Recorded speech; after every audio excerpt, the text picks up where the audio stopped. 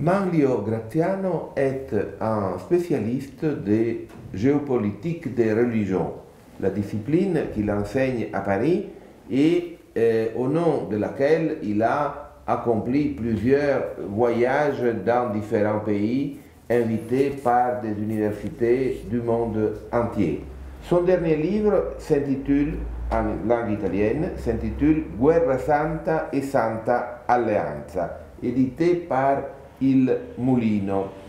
Sous-titre Religion et désordre international au XXIe siècle. Alors, j'ouvre ce livre et je trouve tout de suite une citation qui suscite ma curiosité, une citation de Robert Kaplan. De quoi s'agit-il?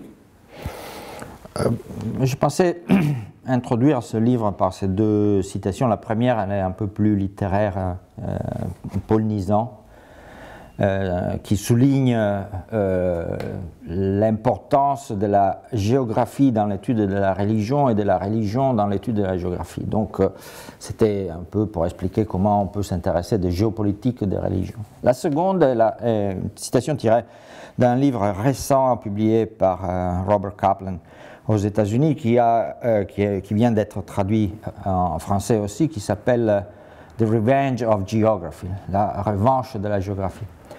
Et là, il y a au milieu de toute une analyse qui est exclusivement et rigoureusement géopolitique, il y a cette phrase dans laquelle il dit, en gros, je résume, le sécularisme nous a menés tellement loin que nous sommes aujourd'hui incapables de connaître et d'expliquer les religions, et même, il ajoute, de se défendre de ces religions qui sont en train de renverser les principes de lumière.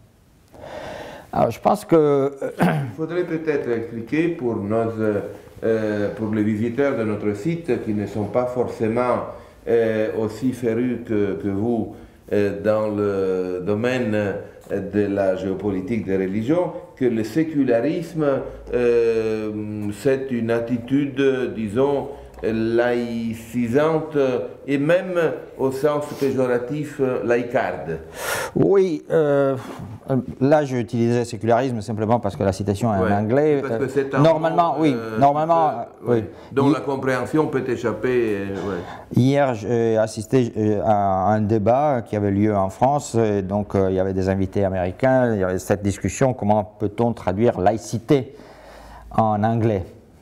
On partait du français pour aller à l'anglais. Et là, il y a quelqu'un qui a suggéré sécularisme. Je ne suis pas très d'accord. Ce n'est pas exactement la même chose. Je dirais que plutôt laïcité, c'est une version péjorative de sécularisme parce qu'il y a un rôle implicite. On va loin, hein, si on peut discuter de la laïcité.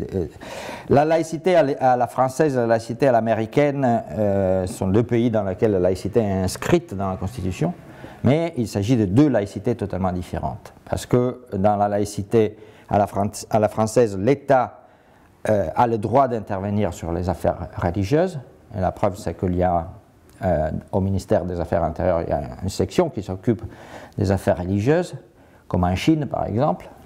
Et dans le sécularisme à l'américaine, il est totalement impossible et défendu que l'État ne s'occupe des questions religieuses. Donc pour faire un exemple que je fais souvent dans mes cours, en France, il est tout à fait normal, et les gens trouvent tout à fait normal, les Français trouvent tout à fait normal que le Parlement légifère sur la manière dont les symboles religieux peuvent ou ne peuvent pas être exposés, alors que c'est quelque chose qu'aux États-Unis serait absolument impensable, parce que l'État n'a pas le droit d'intervenir dans les affaires religieuses. Donc c'est deux formes d'attitudes différentes. Mais là, pour ce qui concerne cette citation, je dirais qu'on peut mettre les deux choses ensemble. On peut traduire laïcité si vous voulez.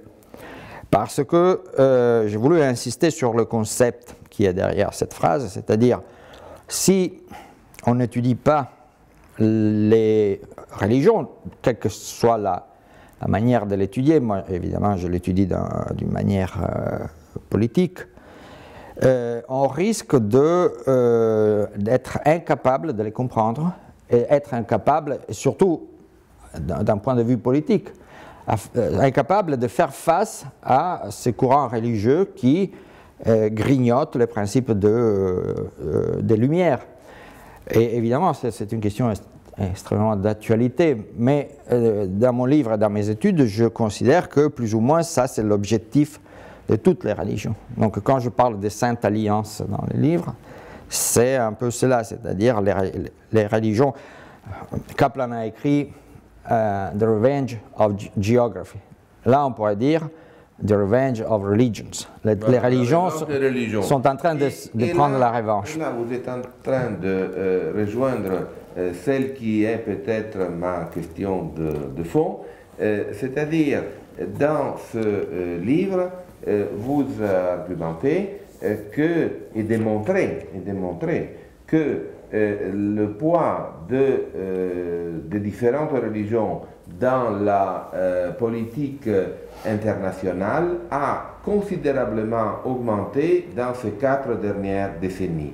C'est-à-dire qu'il y avait eu une période où l'on pensait plus ou moins que la religion était un phénomène culturel à étudier comme les autres, mais appartenant somme toute à une époque quasiment révolue de l'histoire de l'humanité. Là, vous renversez complètement ce raisonnement et vous dites la religion a pris un poids croissant dans la politique. J'ajoute que les études de Manlio Graziano s'occupent des religions sous un angle politique, purement politique, et non pas sous les aspects théologiques, la conscience religieuse, la foi religieuse et tout ce qui tourne autour. C'est plutôt la religion, les religions en tant que phénomène politique. Oui, phénomène politique et phénomène historique, évidemment, comme vous le dites, parce qu'on est en train de parler de ce retour des religions dans la vie publique, oui, qui date désormais d'une 40aine d'années, un peu plus. Et donc, effectivement, il faut le considérer d'un point de vue historique, voir un peu quels sont les moments dans lesquels, les moments de l'histoire dans lesquels les religions reviennent sur le devant de la scène. Il y a un peu des cycles, si vous voulez. Mais là, nous sommes en plein dans un cycle. Ce n'est pas vraiment moi qui ai renversé cette idée selon laquelle les religions allaient disparaître. Ce sont les faits. C'est la réalité. Dans le sens qu'on a eu du mal à s'en apercevoir.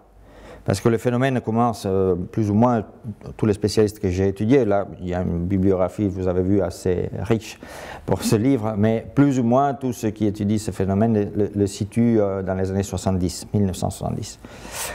Mais il y a eu du temps avant qu'on s'en aperçoive, parce que dans les années 70, il y a eu des phénomènes de ce retour, le premier phénomène de ce retour de la religion dans la politique qui était un peu épars, on peut dire.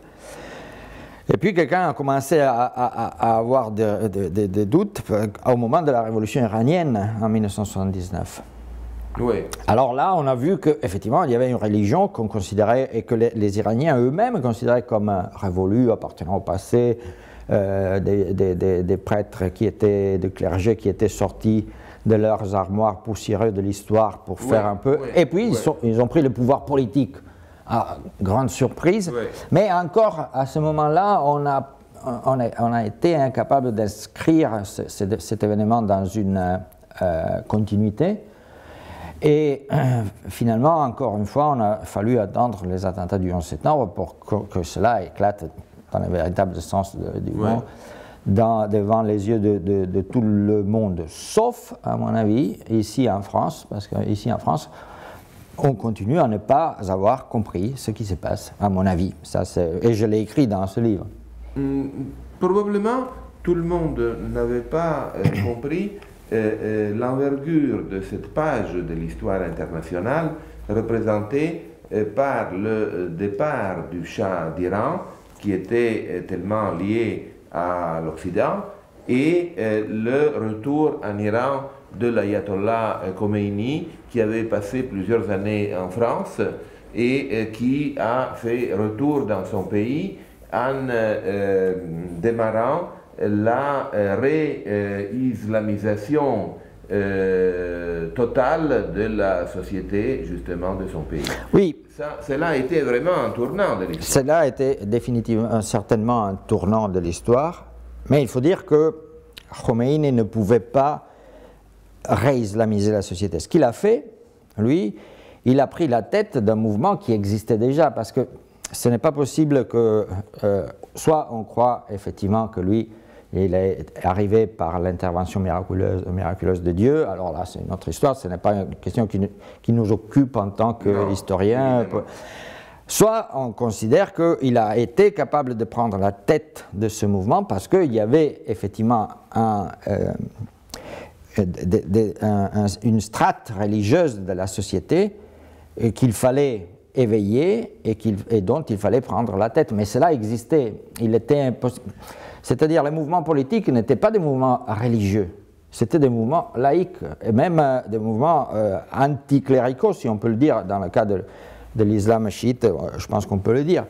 Mais il y avait les libéraux et les partis communistes, et puis il y avait plein de mouvements gauchistes, un peu de toutes les tendances, et pourtant c'est les clergés qui a pris la tête. Donc cela veut dire qu'il y avait déjà... Alors, donc il y avait des conditions, il y avait des conditions, tout un contexte exact.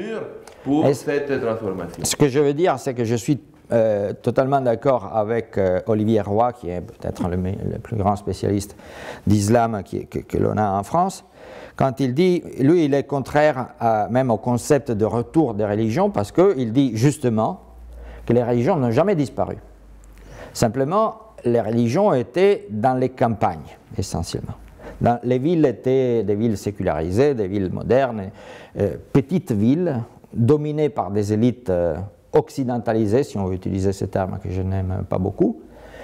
Mais à partir du moment où les campagnes se sont transférées dans les villes, ce qui a été le cas en Iran dans les années 70, au moment d'une grande vague d'industrialisation provoquée par les revenus du pétrole de ces années-là, alors ils ont porté la religion dans les villes.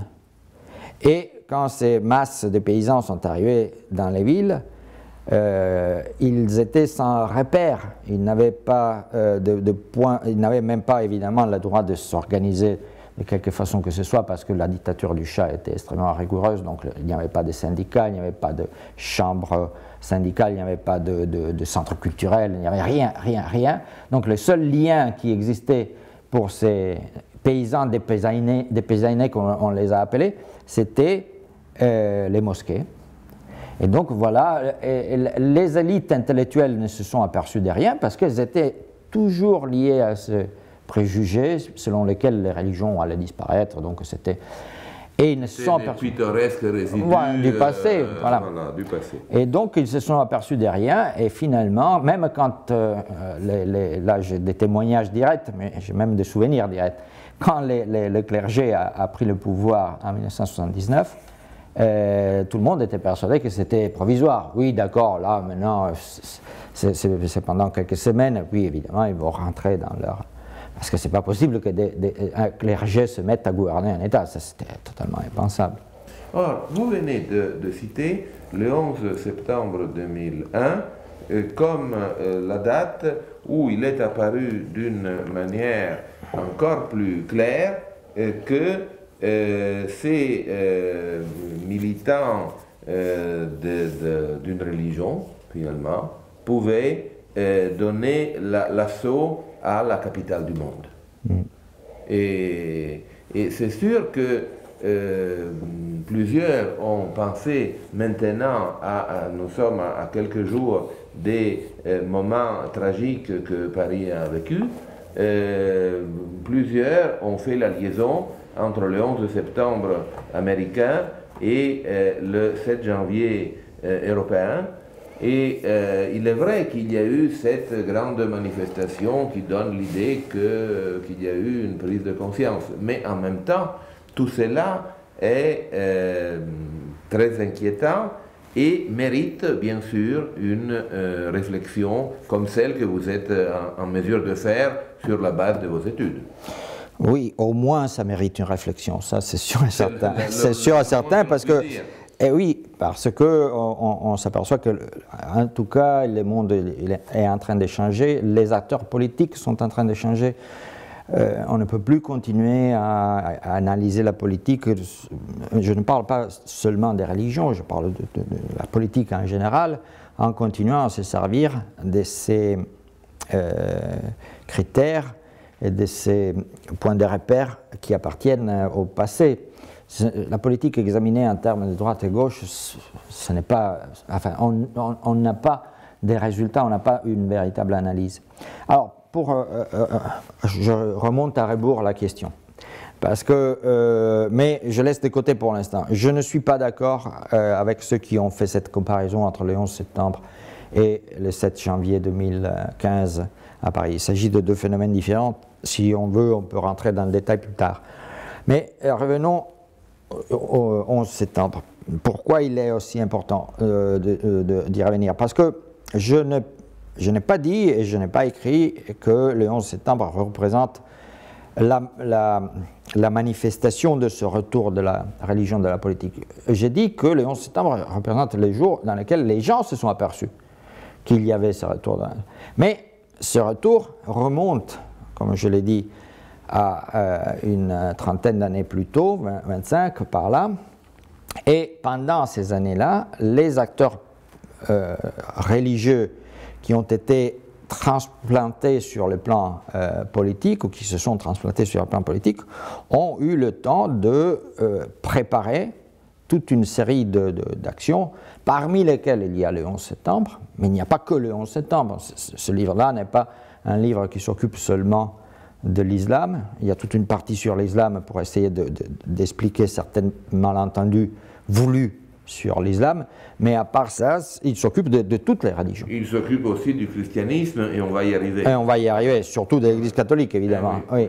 Mais il s'occupe aussi du bouddhisme, il s'occupe... Alors, j'ai dû faire des recherches parce qu'il n'y a pas beaucoup de choses sur l'utilisation politique de l'hindouisme ou du bouddhisme, aussi sur les implications dans la lutte politique violente du bouddhisme et de l'hindouisme, ou du judaïsme aussi, parce qu'il y a des parties qui sont consacrées au judaïsme.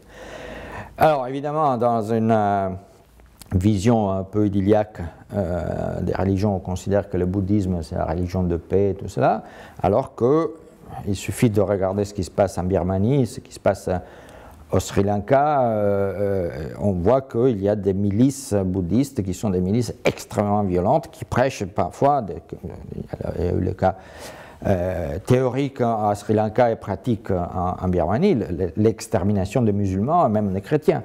Mais l'extermination, donc le nettoyage religieux.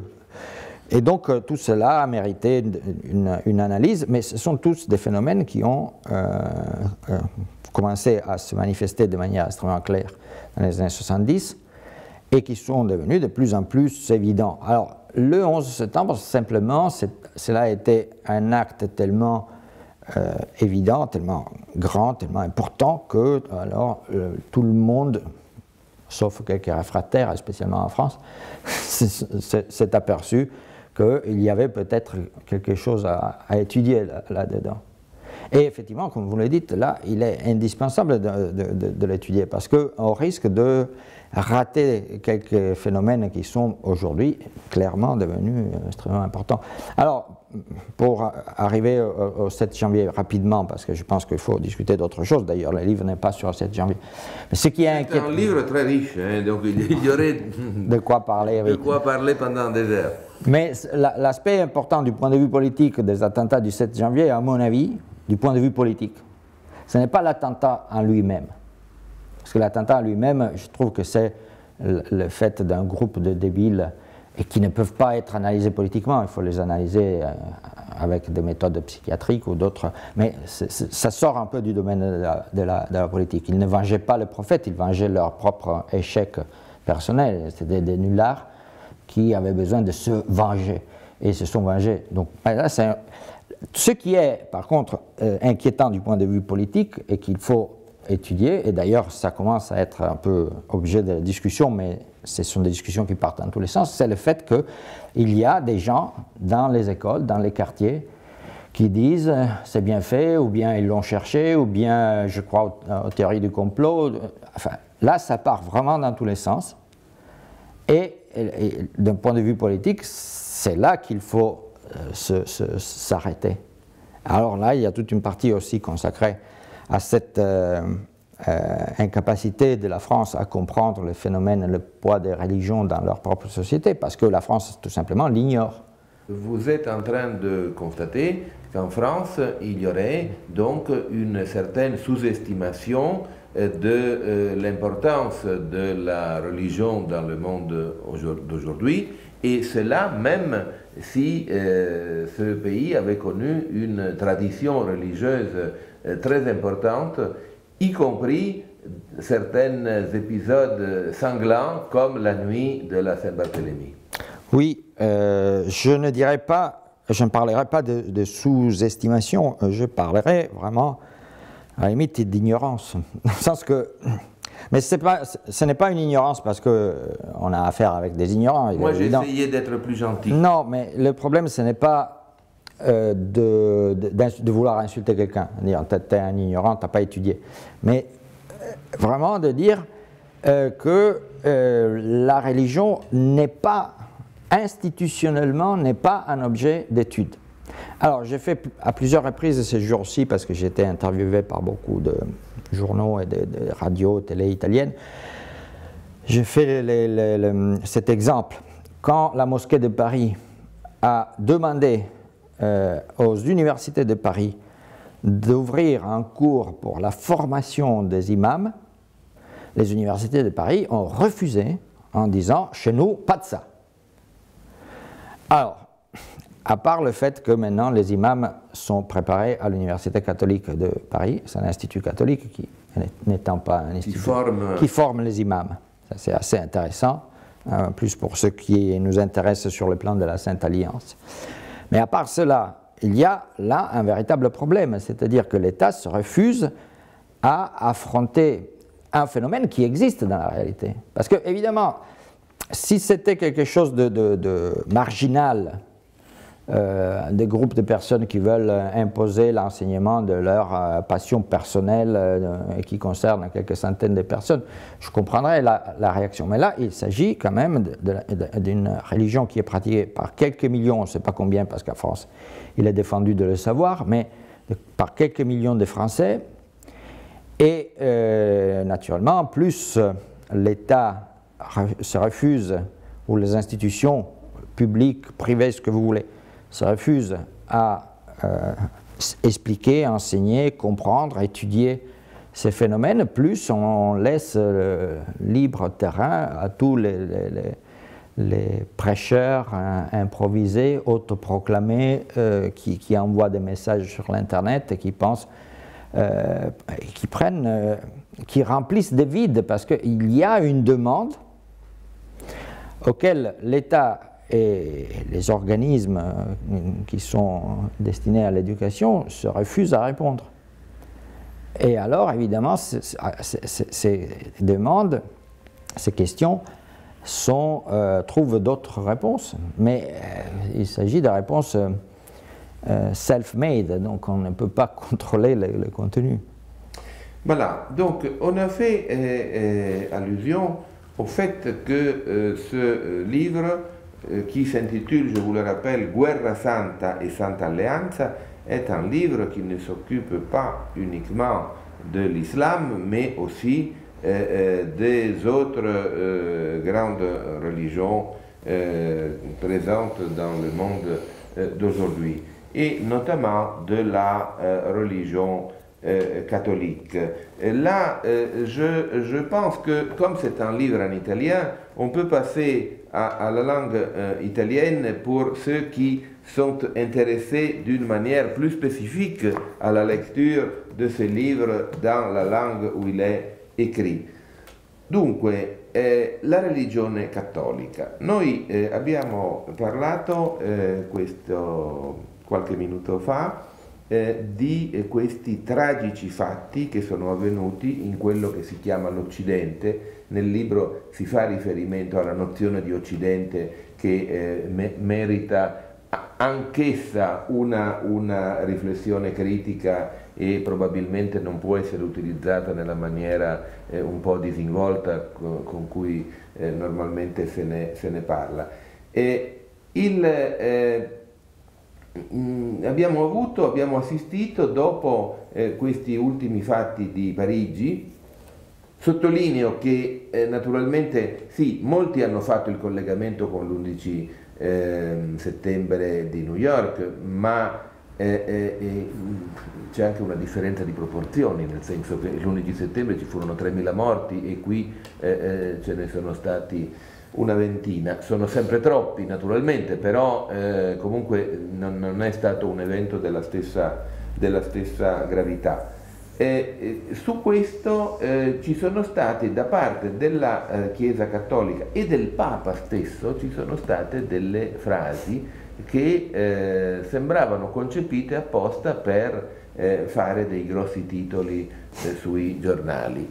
Allora io ripeto ancora una volta, il nostro pubblico non è composto da specialisti di geopolitica delle religioni, ma quindi chiedo al grande esperto che valutazione dà di questi interventi del capo della confessione religiosa che rimane la più importante nel mondo.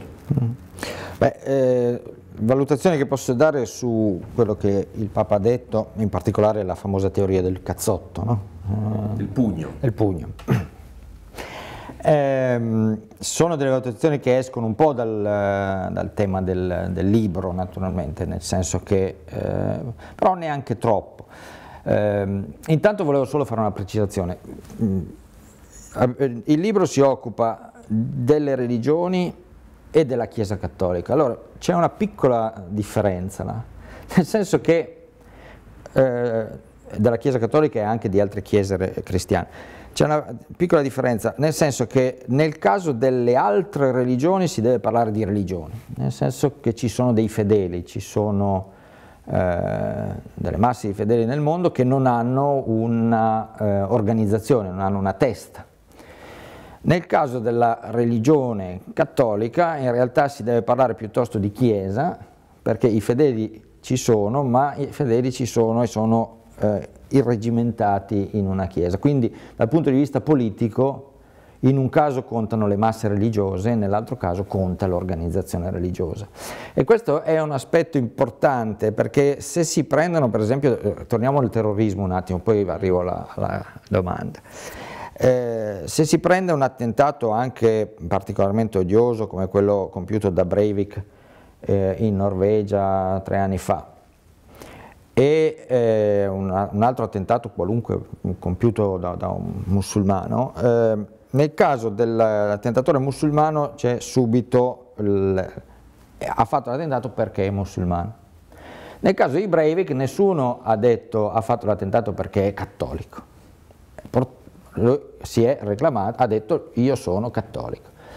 A nessuno è venuto in mente di dire è un atto di terrorismo cattolico, i cattolici devono scusarsi, devono dissociarsi, a nessuno è venuto in mente.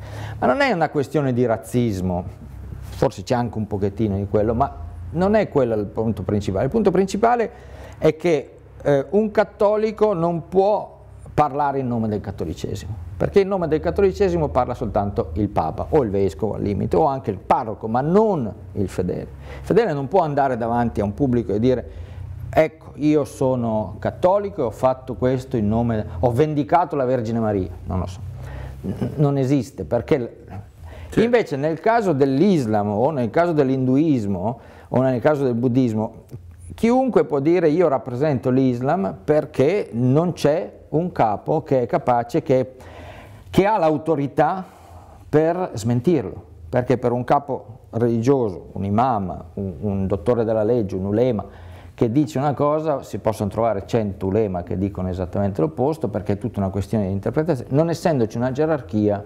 Quindi in questo caso parliamo di Chiesa, ed è vero quindi, visto che siamo arrivati al capo della Chiesa per l'appunto, che quello che dice il Papa invece al contrario è estremamente importante, perché non è il singolo fedele che si arroga il diritto di parlare in nome della religione, è il capo di quella religione.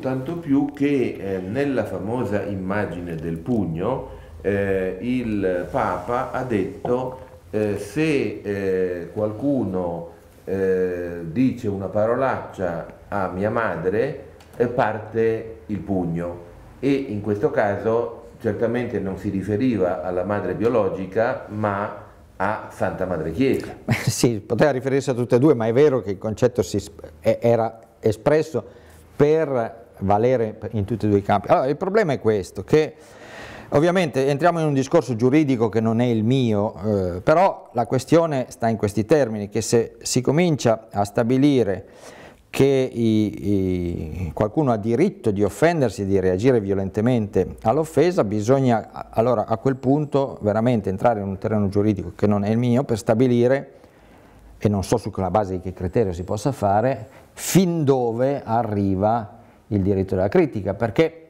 io facevo un ragionamento, sono andato l'altro giorno a insegnare a Ginevra, c'avevo un piccolo gruppo di studenti e una buona parte erano musulmani, molto aperti, internazionali, ovviamente erano lì a Ginevra, tutto in inglese, perfetto. Qualcuno mi ha fatto questa osservazione, sì, però questa era una provocazione, quelli provocavano un po', ho detto, beh, ci sono due osservazioni da fare. Primo, che voi non siete, nessuno è obbligato a leggere Charlie Hebdo, quindi perché uno deve sentirsi... La seconda, che secondo me è anche più importante, è che le critiche e anche le prese in giro della religione che sono state fatte da certi pensatori francesi nel Settecento sono estremamente più radicali ed estremamente più pregnanti di un disegno. Allora, se noi consideriamo che un disegno può essere considerato come una provocazione tale da suscitare la reazione violenta, allora dobbiamo considerare che i testi di Voltaire lo sono 100 volte tanto. Quindi se noi diciamo che bisogna porre dei limiti ai disegnatori, dobbiamo porre dei limiti a Voltaire. E dobbiamo porre dei limiti... E quindi non si sa dove si arriva poi, perché se ci si mette su questa strada, cioè sulla strada di mettere dei limiti alla libertà di espressione in nome della difesa della sensibilità religiosa e della difesa del buon gusto e così via dicendo, è chiaro che si sa come si comincia ma non si sa dove si arriva. Ben, quella è la questione. Io non so entrare in questo terreno perché non è il mio, però è una riflessione molto banale, molto superficiale, che è molto meno delle riflessioni che ho fatto per quel libro, ma mi sembra abbastanza evidente che conoscendo le critiche religiose, le critiche alla religione che sono state fatte nel Settecento in Francia e poi anche dopo, ci sarebbe da vietare una quantità enorme di libri. È chiarissimo. E io vorrei richiamare una osservazione che Manlio Graziano ha espresso a proposito del Papa. Il Papa è il capo della Chiesa e quindi è quello che meglio, più di ogni altro, parla a nome di questa enorme organizzazione che comprende oltre 1 miliardo di fedeli nel mondo e che comprende una massa enorme di strutture che vanno dalle piccole parrocchie alle grandi università, alla struttura stessa del Vaticano, che è uno Stato sovrano, insomma questa enorme cosa. Sulla base di questa osservazione, di questa constatazione, Manlio Graziano sviluppa nel suo ultimo libro quella che forse potrebbe essere considerata, ripeto forse, la tesi centrale del libro, e cioè che qualora si verificasse una convergenza tra le principali religioni per assumere una forma di potere congiunto sull'insieme dell'umanità, tutto fa pensare che sarebbe proprio la Chiesa Cattolica, che è la più strutturata, a prendere la guida di questa Santa Alleanza. Noi sappiamo che la Santa Alleanza dell'Ottocento, quella nata dopo la sconfitta di Napoleone, non ebbe vita lunghissima e non viene neanche ricordata con particolare simpatia dai posteri. No. Ma rimaniamo all'interno di questa ipotesi ardita, che però è molto suggestiva e molto interessante. Sì, adesso in realtà intanto è un'ipotesi, che sia chiaro, non è una previsione. E poi non si tratta di prendere il potere, nel senso che l'ipotesi su cui mi sembra evidente che la Chiesa Cattolica stia lavorando da parecchi decenni, almeno a partire dal Concilio Vaticano II, è quello di tornare ad essere quella che Melloni ha definito un'agenzia valoriale della società. Altri l'hanno definito un intermediario etico. Penso che sia piuttosto quello l'obiettivo, nel senso che la Chiesa Cattolica ha sperimentato per 1000 anni il potere politico diretto e dopo averlo perso e averlo poi reclamato ancora di nuovo indietro per un po' di decenni, si è resa conto che il potere politico è un gravame, che da quando la Chiesa ha perso il potere politico è molto più libera nei propri movimenti. È una cosa molto semplice. Lì ho studiato anche il caso di uno specialista americano che indaga i vantaggi che si ha nel non dover gestire il potere politico. Perché ovviamente si tratta di non chiedere delle tasse, di non obbligare i cittadini a fare il servizio militare, di non... tutta una serie di vantaggi che liberano le mani. E poi c'è una questione fondamentale, che la Chiesa Cattolica ha imparato che il peggior nemico della religione è la teocrazia. Perché questo? È abbastanza semplice. Quando si prende il potere nel nome di Dio, si rischia di trascinare Dio nella sconfitta del potere politico stesso. L'esempio è abbastanza chiaro, torniamo all'Iran di cui parlavamo prima. Dopo 30 anni di potere politico in nome di Dio, i fallimenti evidenti di questa teocrazia iraniana si ripercuotono sulla religione stessa, il che fa che l'Iran è il paese meno religioso di tutto il Medio Oriente. Ci sono dei sondaggi. Secolarizzato. Il più secolarizzato, sì, ma è proprio, esatto, ma è anche proprio il fatto che i cittadini iraniani considerano che la religione ha un ruolo nella loro vita che è meno importante di qualunque altro, ma non solo. Poi ci sono dei paragoni che sono anche abbastanza interessanti, perché sono degli istituti americani che hanno fatto queste ricerche. Allora, l'Iran è meno religioso della Romania, per esempio, l'Iran, che è il paese più religioso d'Europa. L'Iran è meno religioso dello stato del Mississippi. Allora, queste sono delle cose...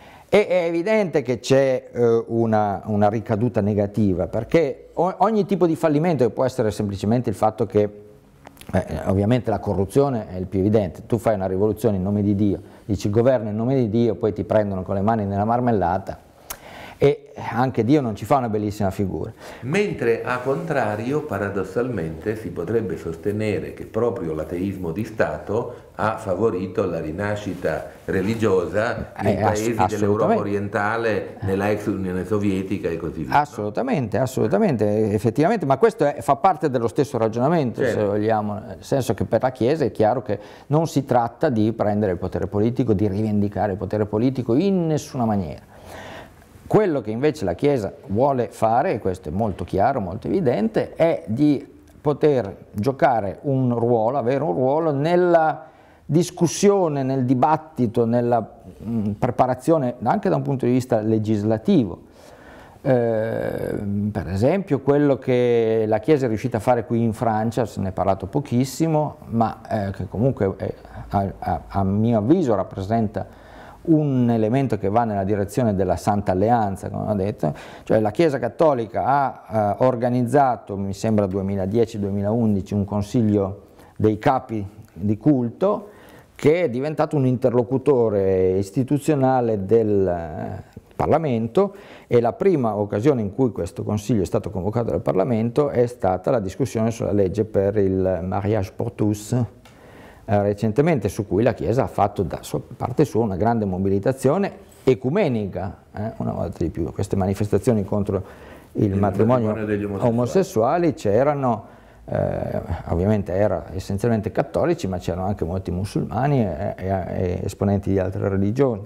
Quello è un po' quello che vorrebbe fare, e su quel terreno un terreno comune di contrasto alla secolarizzazione cioè la secolarizzazione intesa come emarginazione del fenomeno religioso dalla vita pubblica, quindi di ritorno della religione nella vita pubblica e di contestazione di decisioni in campo morale, in campo etico, tutti i campi in cui la Chiesa possa avere un suo ruolo, una sua parola da dire. Su questo c'è la possibilità di convogliare altri gruppi religiosi. Un po' questa secondo me è l'ipotesi. Poi naturalmente, quindi però esercitare anche un potere reale, sì, indiretto. Indiretto, certo. Cioè non è il potere statuale, però è un... Sì, perché lì è detto chiaramente ormai da parecchi decenni che cioè è detto nella storia della Chiesa fin dall'inizio, fin da San Paolo se vogliamo, ma è tornato in modo chiaro che le leggi, la Chiesa dice che non bisogna obbedire alle leggi che contraddicono i principi morali che la Chiesa decide, che sono principi morali. Certo.